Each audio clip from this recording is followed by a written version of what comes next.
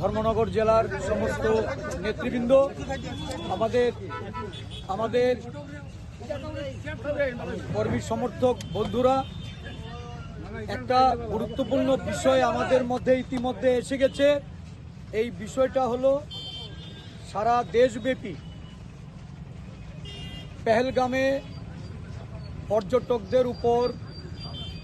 জঙ্গি বাহিনীর যে হামলা হয়েছে, এই হামলার পরিপ্রেক্ষিতে জাতীয় কংগ্রেস দল এই ঘটনার নিন্দা জানিয়ে এই ঘটনায় আমরা শোক প্রকাশ করে এই ঘটনার জন্য দায়ী পাকিস্তান বা তার মদতপুষ্ট জঙ্গি গোষ্ঠীর বিরুদ্ধে প্রয়োজনীয় পদক্ষেপ নেওয়ার জন্য ভারত সরকারকে আমরা সব ধরনের সহযোগিতার প্রতিশ্রুতি দিয়েছি এবং সেই মোতাবেক গতকাল রাত্রিবেলায় ভারতীয় সেনাবাহিনী পাকিস্তানে